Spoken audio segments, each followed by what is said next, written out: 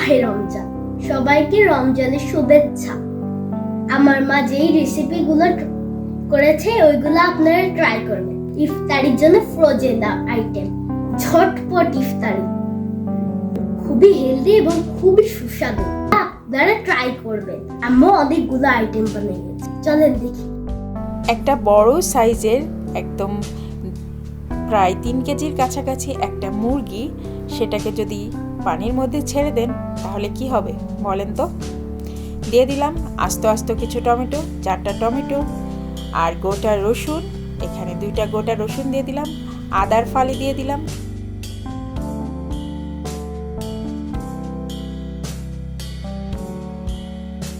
দিয়ে দিতে হবে স্বাদ মতো লবণ। আমি লবণ দিয়ে দিয়েছি। আর এখন এই পানিটার মধ্যে আমি দিয়ে দিলাম কিছুটা গোলমরিচ। এখানে 1 চা চামচের মতো গোলমরিচ দিয়েছি, 2টা আস্ত রসুন দিয়েছি, 4টা টমেটো দিয়েছি বেশ বড় বড় সাইজের, আর আদা দিয়েছি একটা, মানে কি বলবো, যদি কুচি করেন তাহলে 2 টেবিল চামচ পরিমাণ আদা কুচি হবে। আমি যেহেতু ফালি ফালি করে কেটে দিয়েছি ওই 2 টেবিল চামচ পরিমাণই হবে আর কি আদা কুচি। এখন এটাকে আমি খুব ভালো মতো সিদ্ধ করে দিচ্ছি। একেবারে পানিটা শুকিয়ে ফেলেছি, দেখেন পানিটা শুকিয়ে ফেলেছি। আর এখন আমি চুলাটাকে অফ করে দিব। টমেটোগুলো কিন্তু সব গলে গিয়েছে, আর এদিকে হচ্ছে যে আস্ত রসুনগুলো দিয়েছিলাম সেগুলো কিন্তু খুব ভালো মতো সিদ্ধ হয়ে গিয়েছে। এখন আমি চুলাটাকে অফ করে দিয়েছি। এখন আমি এখানে নিয়ে নিচ্ছি আটা। ওদিকে চিকেনটা ঠান্ডা হতে থাক, ঠান্ডা না হলে তো ওটা থেকে কিমা আমি আলাদা করতে পারবো না, সেজন্য চিকেনটাকে ঠান্ডা হতে রেখেছি। আর এখানে আমি আটা নিয়ে নিলাম 1.5 কেজি পরিমাণ, আর তাতে দিয়ে দিচ্ছি লবণ, স্বাদ অনুসারে লবণ দিয়ে দিলাম। আমি আজকে আটার পরিমাণ বেশি নিয়েছি, যেহেতু ফ্রোজেন ইফতারির পরিমাণও বেশি সেজন্য আটার পরিমাণটাও বেশি। আমি এখানে 2 টেবিল চামচ পরিমাণ তেল দিয়ে দিলাম। আপনারা 2 টেবিল চামচ পরিমাণ তেল দিয়ে দিবেন। এরকম যদি এই পরিমাণ আটা নেন তাহলে এরকমই তেল দিবেন, এর থেকে বেশি দেওয়ার দরকার নেই। এমনিতেই এটা খুবই ক্রিস্পি হয়, তাই এর থেকে বেশি তেল দেওয়ার দরকার নেই। আর এটা হচ্ছে রুটি ডোয়ের মতো অতটা সফট ডো হবে না, এটা হচ্ছে একটু শক্ত শক্ত টাইপের ডো হবে। আর দেখেন আমি কিন্তু খুব ভালো মতো হাত দিয়ে ডলে ডলে নিচ্ছি যেন তেলটা আটার সাথে খুব ভালো মতো মিশে যায়। আর তেলটা একটু দেওয়ার কারণে এটা খুবই খাস্তা হয়, এবং দেখেন আটাটা কিন্তু এই যে দলা পেকে যাচ্ছে, এর কারণে খুব সুন্দর ক্রিস্পি হবে ইফতারিগুলো। এখন আমি নর্মাল তাপমাত্রার পানি দিয়েই ডোটা বানিয়ে নিচ্ছি। অল্প অল্প করে পানি দিবেন, একবারে পানি দিতে যাবেন না। একবারে পানি দিলে যেটা হবে যে ডোটা নরম হয়ে যেতে পারে। আর আমি যেহেতু আজকে অনেক পরিমাণ আটা নিয়েছি তাই আমার এই ডোটা বানাতে বেশ পরিশ্রম হচ্ছে, কারণ একদিনে এতগুলা ইফতারি তৈরি করে রাখবো, একটু খাটনি তো আমাকে করতে হবে। আমার ডো বানানো কমপ্লিট, আমি ডোটাকে ঢেকে রাখলাম। ডোটা বেশ শক্ত করেই বানিয়েছি। আর এখন এই যে এই চিকেনটা কিন্তু ঠান্ডা হয়ে গিয়েছে, আর এটার থেকে আমি মাংসগুলা আলাদা করে নিচ্ছি। যেহেতু আমি মুরগিটাকে খুব ভালো মতো সিদ্ধ করে নিয়েছি তাই এটাকে হাড়ের থেকে আলাদা করতে আমার সমস্যা হচ্ছে না। কিমাগুলো আমি আলাদা করে নিয়েছি, আর রসুনগুলা নিয়ে নিলাম, আর রসুনের চুচাগুলা আমি ফেলে দিলাম। আর যে মশলাগুলো গোটা গোটা আছে যেমন আদা আর গোলমরিচ, সেগুলোকেও আমি এখন থেতো করে নিব। তো এই যে পাটার সাথে যে পুতা থাকে সেই পুতা দিয়েই আমি একটু করে থেতো করে নিলাম। আর এখন দেখেন আমার সব কিছু রেডি কিমা তৈরি করার জন্য। এখানে আমি ধনিপাতা নিয়েছি প্রচুর পরিমাণ, এখানে ধনিপাতা নিয়েছি প্রায় মেজারমেন্ট কাপের 4 কাপের মতো। আর এখানে পেঁয়াজ রসুন সব কিছু নিয়ে নিয়েছি। আর তাছাড়া চিকেনটা সিদ্ধ করার সময় কিন্তু আমি যথেষ্ট পরিমাণ মশলা দিয়েছি। এখন দিয়ে দিলাম কিছুটা সরিষার তেল, এখানে দিয়েছি 1.5 টেবিল চামচের মতো সরিষার তেল, এর থেকে বেশি তেল দেওয়ার কোনো দরকার নেই। আর দিয়ে দিচ্ছি পেঁয়াজ কুচি, এখানে আমি দেশি পেঁয়াজটা ইউজ করেছি, আপনারা যে কোনো ধরনের পেঁয়াজই ইউজ করতে পারেন। আমি এখানে 1.5 কাপ মেজারমেন্ট কাপের 1.5 কাপ পরিমাণ পেঁয়াজ কুচি দিয়ে দিলাম।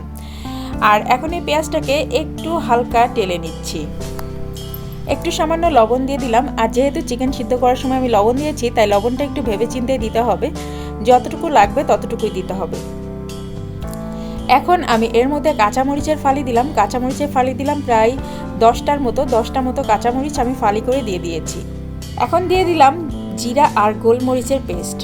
জিরার পেস্ট দিয়েছি 1.5 চা চামচ, গোলমরিচের পেস্ট দিয়েছি 1.5 চা চামচ। এখন দিয়ে দিব আদা রসুনের পেস্ট, এখানে আমি রসুনের পেস্ট দিয়েছি 2 টেবিল চামচ, আর আদার পেস্ট দিয়েছি 1/2 চা চামচ। তো আদা রসুন একসাথে আমি পেস্ট করে দিয়ে দিয়েছি, যেহেতু আদা আমি আগেও দিয়েছি তাই এখন আদার পরিমাণ খুবই কম। দিয়ে দিলাম হলুদটা আপনাদের ইচ্ছা মতো দিয়ে দিবেন। আর 2টা বড় বড় সাইজের টমেটো আমি কুচি করে দিয়েছি। হলুদটা আসলে যে যতটুকু খেতে পছন্দ করেন সে ততটুকুই দিবেন। আমি এখানে 1 চা চামচের মতো দিয়েছি। আর দিয়ে দিলাম গরম মশলা। এটা হচ্ছে আমার নিজে হাতে তৈরি করা গরম মশলা। আর এই গরম মশলার রেসিপি কিন্তু আমার এই চ্যানেলে দেওয়া আছে, আপনারা চাইলেই গরম মশলার রেসিপিটা দেখে নিতে পারেন। এখন হচ্ছে ভালো করে মশলাগুলোকে আমি একটু কষিয়ে নিচ্ছি। আর টমেটো দেওয়ার কারণে মশলাটা খুব সুন্দর মতো কষানো হয়ে যাবে।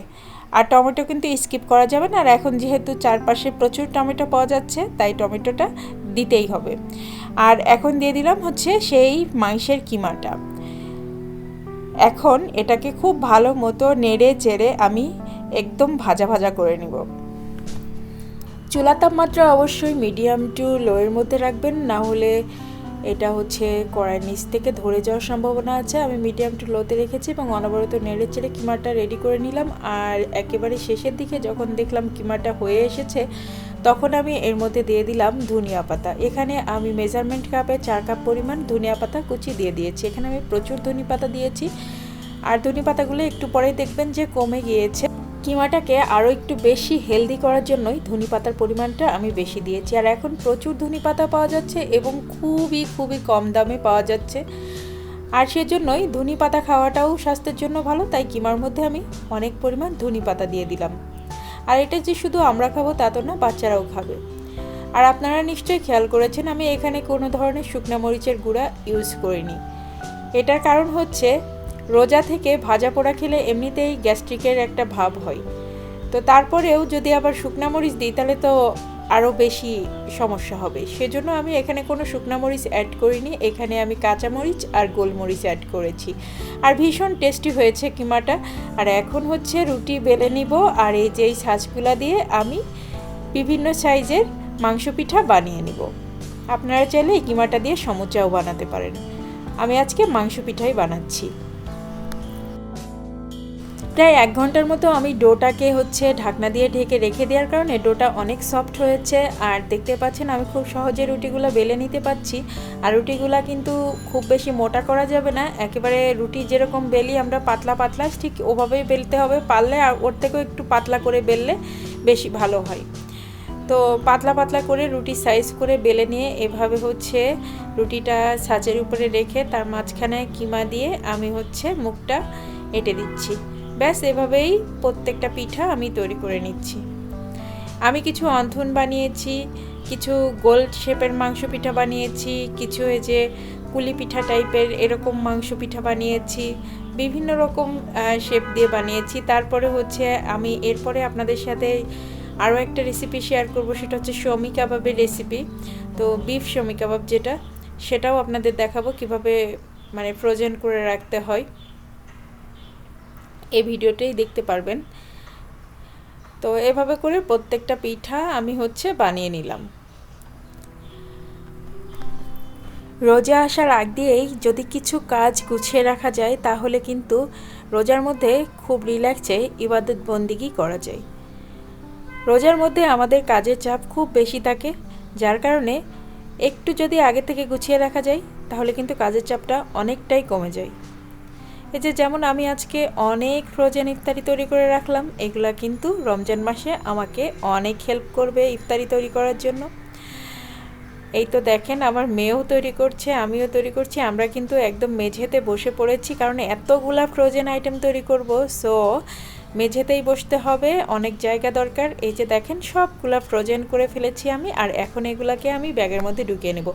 আপনারা চাইলে যে কোনো নর্মাল পলি পেপার আছে সেগুলাতেও রাখতে পারেন। তো কিভাবে রাখবেন সেটাও দেখাচ্ছি। আবার চাইলে জিফলক ব্যাগেও রাখতে পারবেন। তো এখানে আমার মেয়ে অনেকগুলা আইটেমই বানিয়েছে, তো সেজন্য সেগুলো হাত দিয়ে দিয়ে দেখাচ্ছে যে আম্মু আমি এগুলা বানিয়েছি এগুলা বানিয়েছি। বুঝে নিত ছোট মানুষ কিছু একটা বানালে তার মানে আনন্দের শেষ থাকে না।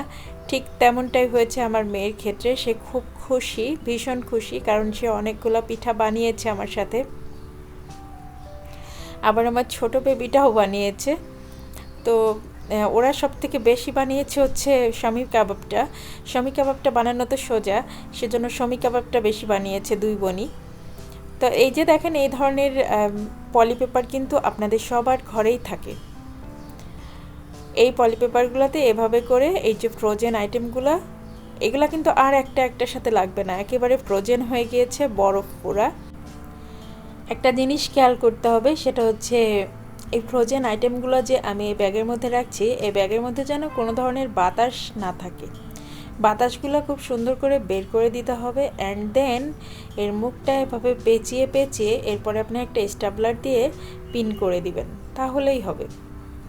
আমি কিন্তু একটার উপরে একটা রেখে দিয়েছি, অনেকগুলো রেখেছি, দেখতে পাচ্ছেন। এরকম না যে একটা করে রেখেছি, তা কিন্তু না, কারণ এগুলো তো আর লাগবে না, এগুলো একেবারে মানে ফ্রোজেন হয়ে গিয়েছে। এখন এই যে এভাবে করে স্টাপলার করে রাখলাম, আর আমি কিন্তু অলরেডি প্যাকেটটা ডিপে ঢুকিয়ে ফেলেছি, আর এগুলা আমি উঠিয়ে নিচ্ছি। তো দেখেন আমি কিন্তু এখানে অন্থন বানিয়েছি, চিকেন মোমো বানিয়েছি, সাথে করে আমি এখানে মাংস পিঠার আইটেমও বানিয়েছি। আপনারা চাইলে এগুলা ডিপ ফ্রাই করেও খেতে পারবেন, এয়ার ফ্রাই করেও খেতে পারবেন। আবার যদি মনে করেন যে এগুলাকে মোমোর মতো ভাপ দিয়ে বা স্টিম করে খাবেন, সেটাও পারবেন। যাদের মনে হয় যে ভাজা পোড়া খেতে ভালো লাগছে না বা পেটে সহ্য হচ্ছে না, তারা কিন্তু এগুলাকে স্টিম করে খেতে পারেন বা এয়ার ফ্রাই দিয়ে ফ্রাই করেও খেতে পারেন। তো দেখতে পাচ্ছেন আমি কিন্তু এই যে নর্মাল যে পলি পেপার, এগুলাতেই কিন্তু কিভাবে রাখতে হবে সেটা কিন্তু আপনাদেরকে দেখিয়ে দিচ্ছি। এভাবে করে ভিতর থেকে বাতাসটা বের করে দিবেন, পলিথিনের ভিতরে যে বাতাসটা আছে হাত দিয়ে চেপে চেপে বের করে দিবেন। তারপরে এই যে এরকম করে মুখটা পেঁচিয়ে পেঁচিয়ে ঘুরিয়ে নেবেন, তারপরে এটাতে স্টাপলার দিয়ে পিন আপ করে দিবেন। ব্যাস, এবারে ডিপে রেখে দিবেন। আমি কিন্তু প্রতিটা প্যাকেট পিন আপ করার পরে সাথে সাথেই ডিপে ঢুকিয়ে দিচ্ছি, কারণ এগুলো যেহেতু ফ্রোজেন আইটেম বাইরে রাখা যাবে না। যখন ভাজবো তখন এগুলা বের করে নিয়ে ভেজে ফেলবো। অন্থনগুলোও ঢুকিয়ে দিচ্ছি। সবশেষে চিকেন মোমো বানিয়েছিলাম 5-6টা, তো সেগুলো হচ্ছে আলাদা একটা প্যাকেটে রাখলাম, কারণ যেদিন ইফতারিতে মনে হবে যে মোমো করব, তো সেদিন এই চিকেন মোমোগুলো বের করে স্টিম করে নিব। এখন হচ্ছে আমি শমি কাবাব তৈরি করব, সেজন্য এখানে নিয়ে নিয়েছি ছোলার ডাল। ছোলার ডাল নিয়েছি মেজারমেন্ট কাপের 3 কাপ পরিমাণ, আর এখানে আমি দিয়ে দিলাম গরুর মাংস প্রায় 1 কেজি পরিমাণ। গরুর মাংসটাকে আমি কেটে ধুয়ে সুন্দর করে ডিপে রেখে দিয়েছিলাম, আর সেটাই এখন দিয়ে দিলাম।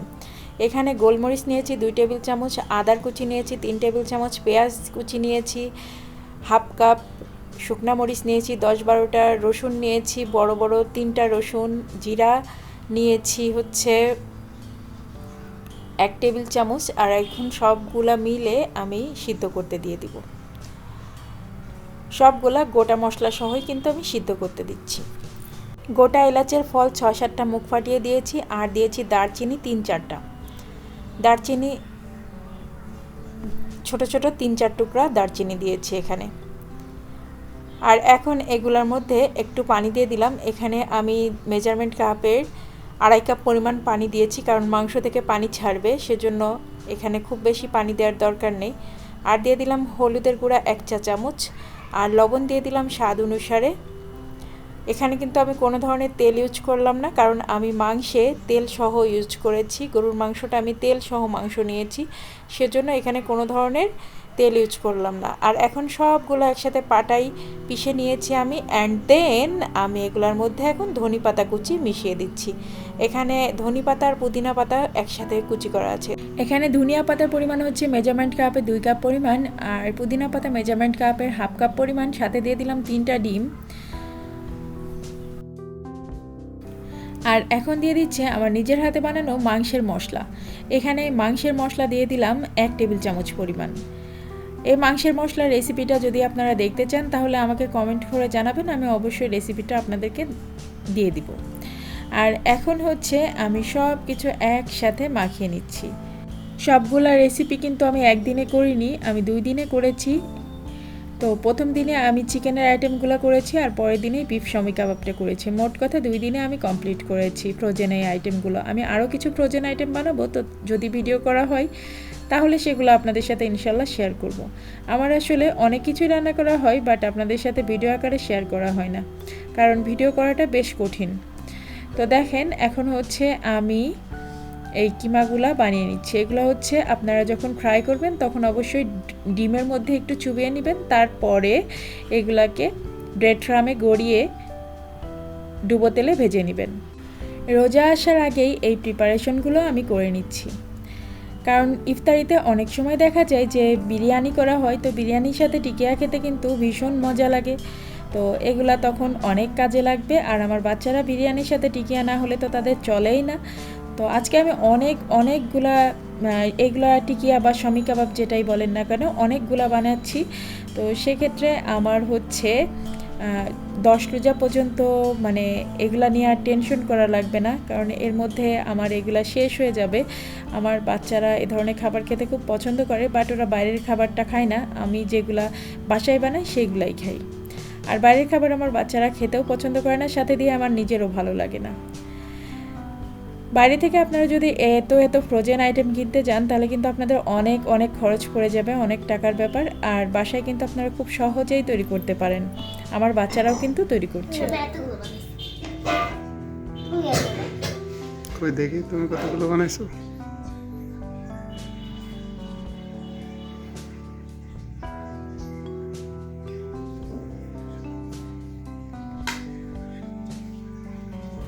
আমি তো তৈরি করেছি, সাথে আমার 2 পণ্ডিতও তৈরি করেছে। তো এখানে হচ্ছে এই প্লেটে যেগুলো দেখছেন সেগুলো হচ্ছে আমার বড় মামনি, আর এই প্লেটে যেগুলো দেখছেন আমার ছোট মামনি বানিয়েছে। আর এখানে সবগুলো আমার বানানো। আমি হচ্ছে র্যাপিং পেপার দিয়ে লেয়ার করে করে রেখেছি, একটা প্লেটে অনেকগুলা করে রেখেছি। এখন এগুলাকে ডিপে রেখে দিতে হবে, আর এরকমভাবে আমি ডিপে রেখে দিব। তারপরে এগুলা বরফ হয়ে গেলে আমি বের করে নিয়ে জিপলক ব্যাগে ঢুকিয়ে রাখবো। কই দেখি কি বানাইছো আমিরা? না কোনটা বানাইছো আমিরা? কোনটা? রান্নাটা হাতে নাও, হ্যাঁ একটু নিচের দিকে নামাও।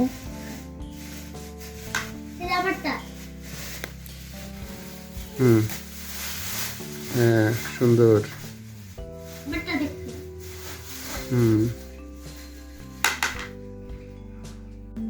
এই প্লেটটা দেখছেন না, এটা আমি বানাইছি।